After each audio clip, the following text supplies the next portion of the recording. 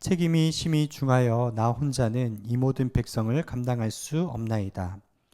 주께서 내게 이같이 행하실진대 구하옵나니 내게 은혜를 베푸사 즉시 나를 죽여 내가 고난 당함을 내가 보지 않게 하옵소서. 여호와께서 모세에게 이르시되 이스라엘 노인 중에 내가 알기로 백성의 장로와 지도자가 될 만한 자 70명을 모아 내게 데리고 와 회막에 이르러 거기서 너와 함께 서게 하라. 내가 강림하여 거기서 너와 말하고 내게 임한 영을 그들에게도 임하게 하리니 그들이 너와 함께 백성의 짐을 담당하고 너 혼자 담당하지 아니하리라. 또 백성에게 이르기를 너희의 몸을 거룩히 하여 내일 고기 먹기를 기다리라. 너희가 울며 이르기를 누가 우리에게 고기를 주어 먹게 하랴. 애굽에 있을 때 우리에게 좋았다 하는 말이 여호와께 들렸으므로 여호와께서 너희에게 고기를 주어 먹게 하실 것이라. 하루나 이틀이나 닷새나 열흘이나 20날만 먹을 뿐 아니라. 함께 읽겠습니다. 냄새도 싫어하기까지 한 달 동안 먹게 하시리니 이는 너희가 너희 중에 계시는 여호와를 멸시하고 그 앞에서 울며 이르기를 우리가 어찌하여 애굽에서 나왔던가 함이라 하라. 아멘. 오늘 말씀의 제목은 탈진에서 일어나 회복하라 하는 제목입니다. 저희들 민수기서 강의를 계속하고 있습니다. 지난주에는 원망에 대해서 나눴고요. 오늘은 탈진에 대해서 나오죠. 이 탈진이란 사전적 의미로 기운이 다 빠져 없어지다 하는 뜻이에요. 영어로는 번아웃이라고 하죠. 마치 이제 촛농이 다 녹아서 없어질 때 아무리 불을 붙여도 불이 붙지 않고 성냥이 다 타 들어갔을 때 아무리 불을 붙여도 불이 붙지 않는 것처럼 그럼 우리 안에 있는 에너지가 다 고갈됐을 때 열정도 생기지 않고 마음도 생기지 않고 그냥 번아웃 다 타버린 상태가 탈진이라는 거죠. 현대과학이 발전하면서 사람들에게 탈진이 더 많이 찾아옵니다. 옛날에는 농한기라고 하죠. 겨울에는 농사 지을 수 없으니까 쉬었고요. 봄에 씨 뿌릴 힘을 비축했습니다. 요즘에는 어쩌죠?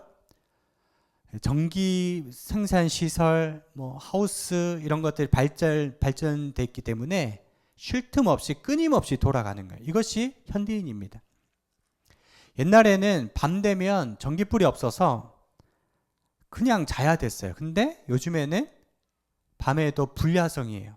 전등 불빛 밝혀놓고 TV 불빛, 핸드폰 불빛 그것 때문에 사람이 쉬지 못하는 거죠. 온통 사람들이 탈진할 수밖에 없는 이 사회를 저희들 살아가고 있습니다. 그래서 한병철 교수가 피로사회라는 책을 썼죠.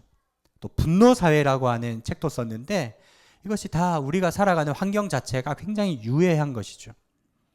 최소한 7시간은 자야 건강을 유지할 수 있다고 하는데 실제적으로 수면의 질은요 2-3시간밖에 못 자는 거예요. 여러분 여성 탈진이 있는데 예전에는 육아만 하면 됐어요. 요즘에는 여성들이 육아도 하고 직장 생활도 병행해야 살아갈 수가 있는 거죠. 남자들은 어떻습니까?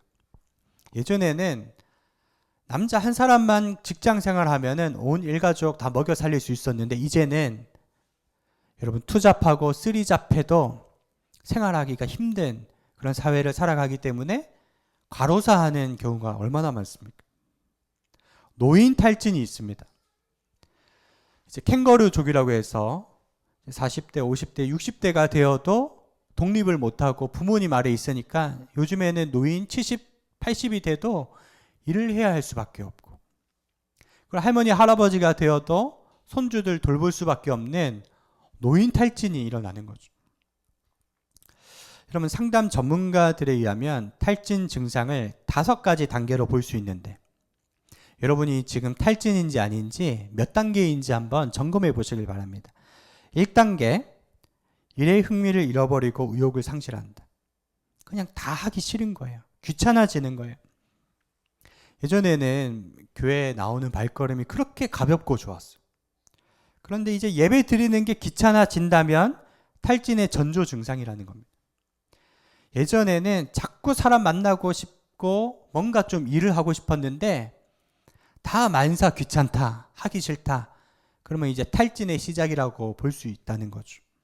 전문가들에 의하면 이 탈진의 1단계에 들어가면요, 쉬어야 한다는 거예요. 자야 하고요, 운동해야 하고, 뭔가 자기만의 시간을 가지면서 회복을 해야 되지.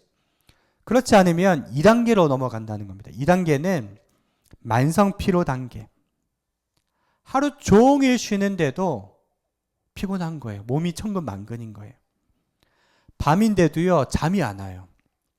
좀 잤나 싶었는데 중간에 깨가지고 동틀 때까지 정신이 말똥말똥하기도 하고, 낮에는 무기력하고, 이런 만성피로 단계가 2단계입니다. 이제 3단계로 넘어가면요, 이제 좀 심각한데, 분노 조절 장애 단계. 별일 아닌데 괜히 화가 나요. 운전하다가 누가 끼어들기만 해도 나도 모르게 폭발적으로 화가 나고 입에서 험한 소리가 나가는 거예요. 내 뜻대로 잘 안 될 때가 있죠. 그때 이제 굉장히 우울증에 빠지든지 굉장히 과도하게 화를 내든지, 조용하게 저것 좀 가져와 해도 되는데 저거 가져와 예민하게 반응하고, 그렇다면 이게 3단계라는 거죠.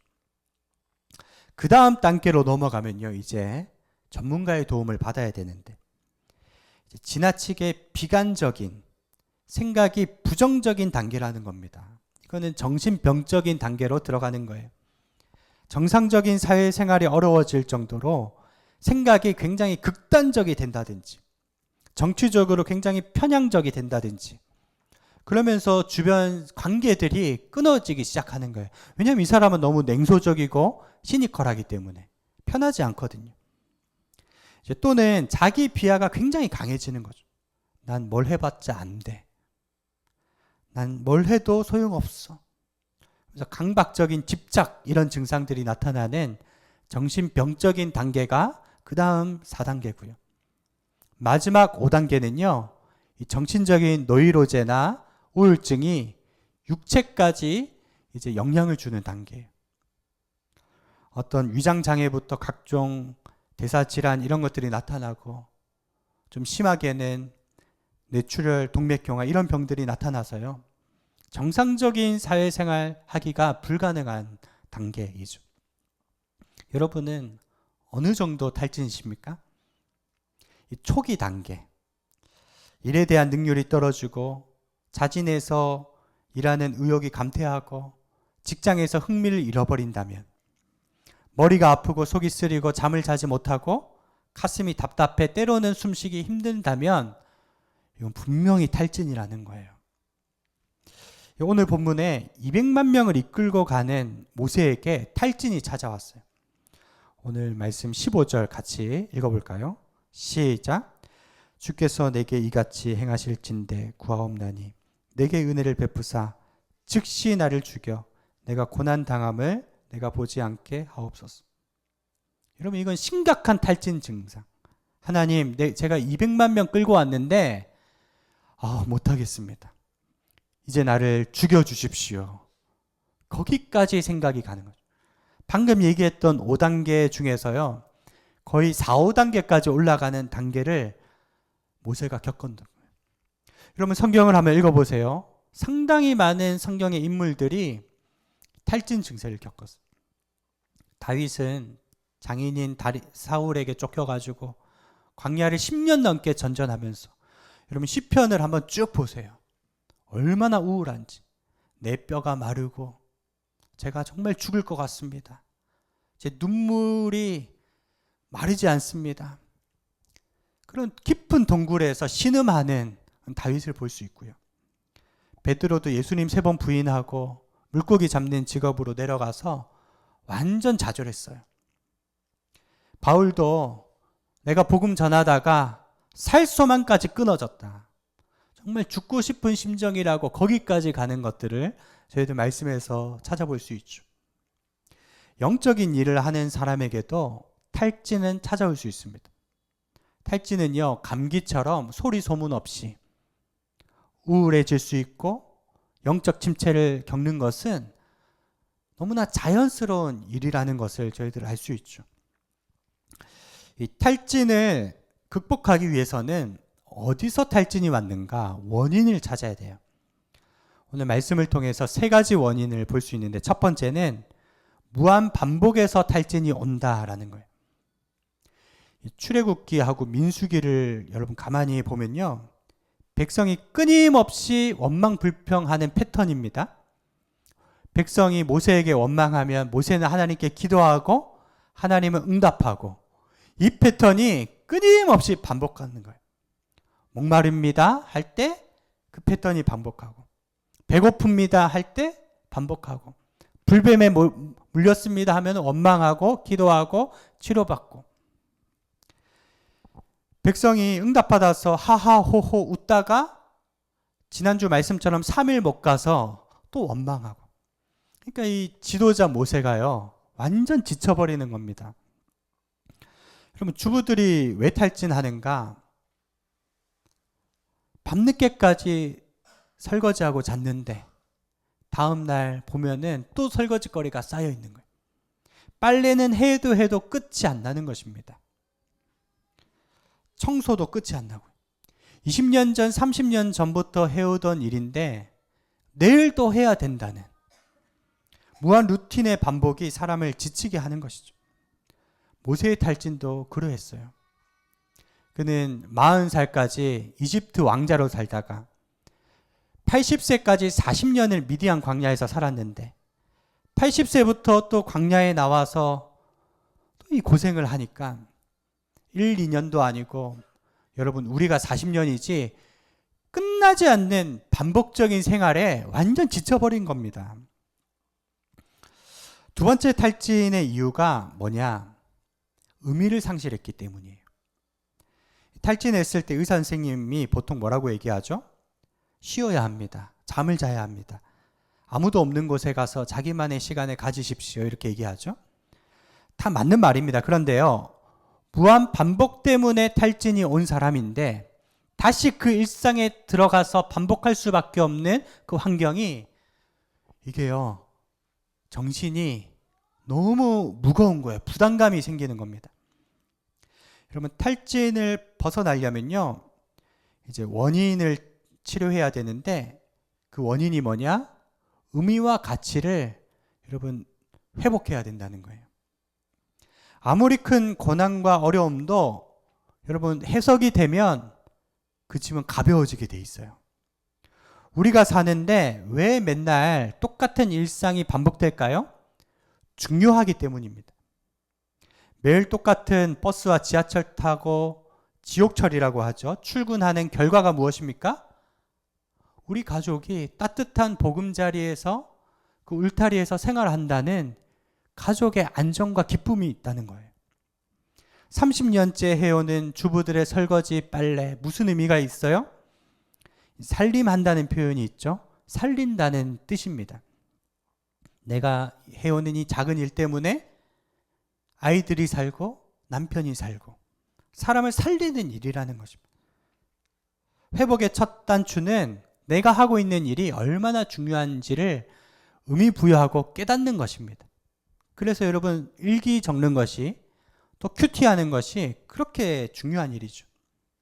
누가 이렇게 표현을 했어요. 탈진은 의미 없는 일을 할 때 찾아오는 게 아니라 의미를 잃어버릴 때 찾아온다. 탈진은 의미 없는 일을 할 때 찾아오는 게 아니라 의미를 내가 잃어버릴 때 찾아온다는 사실, 여러분 늘 기억하시고 늘 하나님 앞에 오늘의 의미를 되새기시기를 축원드립니다.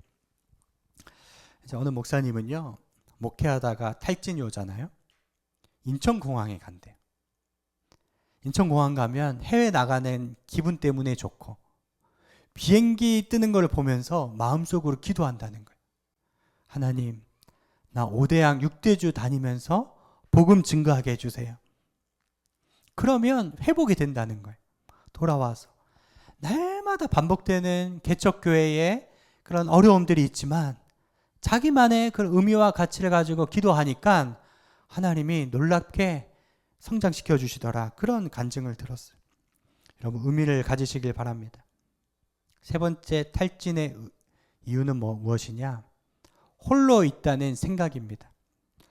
오늘 본문 14절 말씀 같이 읽겠습니다. 시작.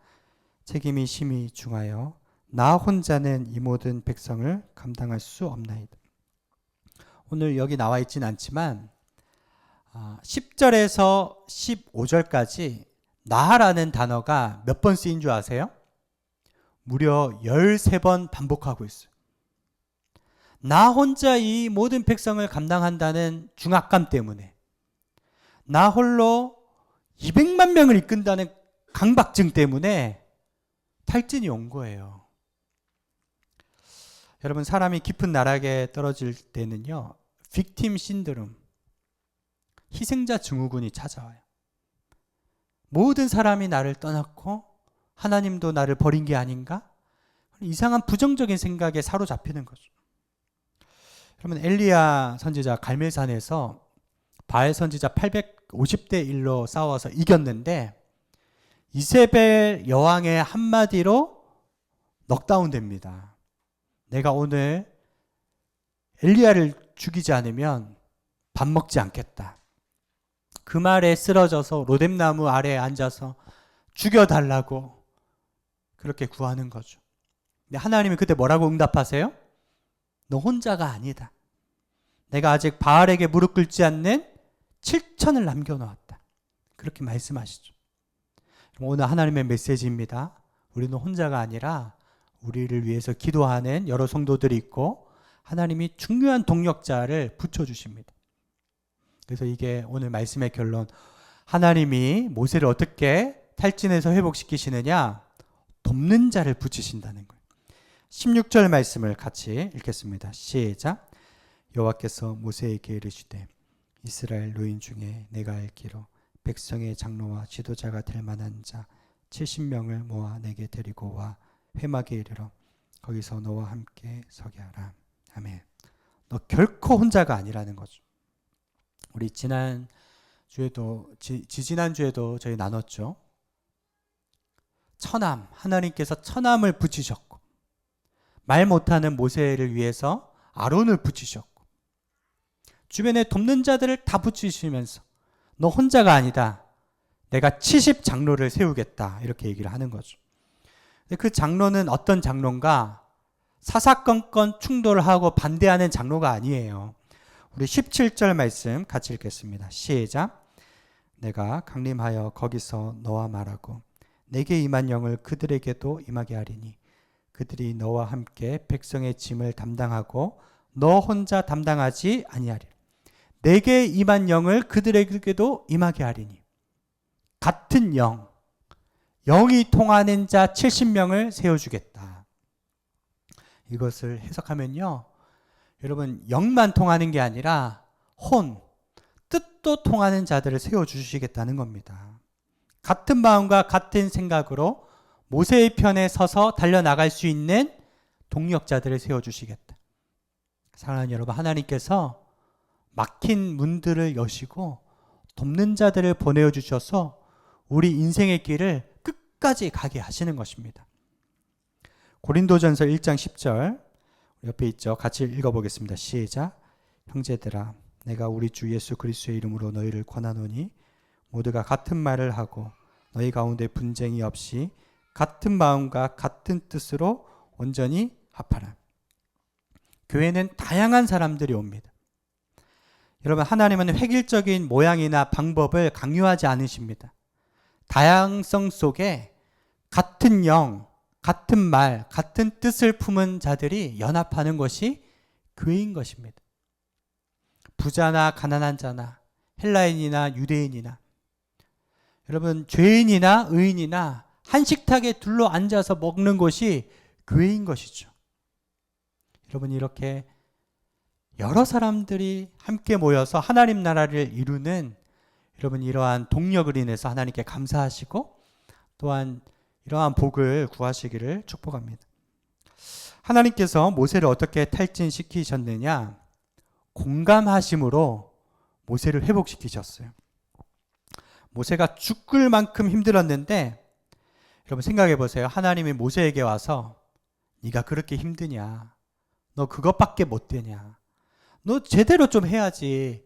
이렇게 푸시했다면 모세는 다운된 상태에서 일어나지 못했을 거예요. 근데 하나님이 어떻게 하시죠? 화내는 모세 앞에 더 화내시는 방식으로 모세를 회복시키십니다. 이것을 한마디로 공감이라고 하는 것입니다. 출애굽기 32장에 하나님이 심지어 뭐라고 하세요? 내가 이 이스라엘 백성 다 쓸어버리고 너를 통해서 민족을 일으키겠다. 그러니까 모세가 너무 당황해서 하나님을 말릴 정도로 하나님이 더 화를 내시면서 모세를 공감해 주십니다. 그러니까 모세의 마음이 편안해지는 거죠. 오늘 주번에 히브리서 4장 15절 같이 읽겠습니다. 시작. 우리에게 있는 대제사장은 우리의 연약함을 동정하지 못하실 리가 아니요 모든 일에 우리와 똑같이 시험을 받으신 이로되 죄는 없으시니라. 아멘. 여러분, 사람은요 의지할 대상이 아니라 사랑할 대상입니다. 주변에 아무리 동력자가 있어도 내 속 깊은 마음까지는 다 드러내지 못해요. 그런데 우리를 철저하게 동정해 주시는 분이 하나님이세요. 여러분, 사람에게 마음을 다 토로하기보다 하나님께 기도를 통해 여러분 마음을 토설하시기를 축원드립니다. 그래서 하나님은요 괴롭게 하는 자를 심판하심으로 회복시키시는 것을 볼 수 있습니다. 오늘 본문 말씀 아래쪽에 계속 보면 하나님께서 백성의 원망 그대로 응답하시는데 고기가 먹고 싶다고 하니까 200만 명이 배 터지게 먹을 고기를 주세요. 한 사람의 10호멜씩 거두어 쌓아 놓았다고 합니다. 여러분, 한 호멜이 어느 정도인 줄 아세요? 낙이 한 짐 분량이고요. 230리터 정도입니다. 10호멜 하면요. 적게 거둔 사람도 2톤 이상을 거뒀다는 것입니다. 내가 내 귀에 들린 대로 너희에게 행하리라. 정말 질릴 정도로 고기를 먹게 하시고, 그리고 결론이 어떻게 되느냐? 우리 33절 34절이 나와 있죠. 민수기 11장 33절 34절 시작.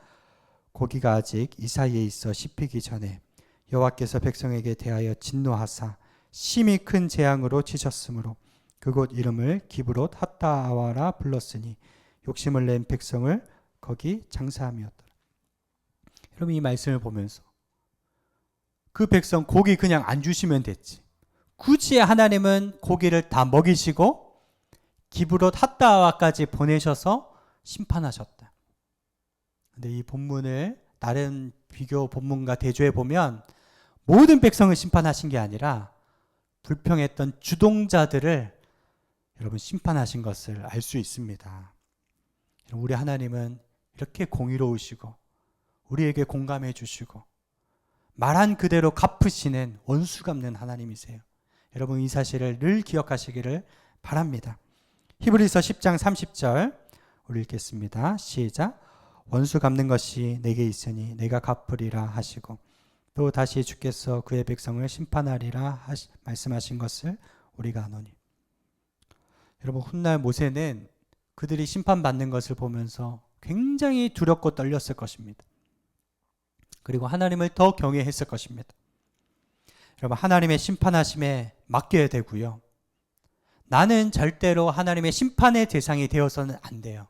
여러분, 하나님을 경외함으로 살아가시길 바랍니다. 우리는 하나님의 국률의 대상이 되어야 하죠. 나는 뒤로 물러나 침륜에 빠질 자가 아니요 나는 오늘 찬양처럼 시험에 빠져서 심판의 대상이 되어서는 아니요 영혼을 구원하는 믿음을 가진 자니라. 여러분, 탈진해서 쓰러지는 것조차, 약해서 악해지는 것조차 심판의 대상이라는 것을 알고 굳센 믿음으로 일어나야 됩니다. 우리는 영혼들을 전도하는 하나님의 사람이라는 사실이에요. 임금주 사모님, 평택 함께하는 교회 우리 사모님이신데요. 너는 피투성이라도 살아남으라 하는 책을 뒤에 이제 두 권 비치해 놨는데 선착순으로 가져가시길 바랍니다. 집에 가서 꼭 읽어보세요. 이분이 14살 때부터 아버지에게 성적 학대를 당했고요. 그 상처가 너무 깊어서 이제 20대 초반에 자살 시도를 했습니다. 근데 좀 어설프게 했기 때문에 이제 다시 살게 됐죠. 그리고 좋은 남편 만나서 두 자녀 놓고 잘 살다가 32살인가요?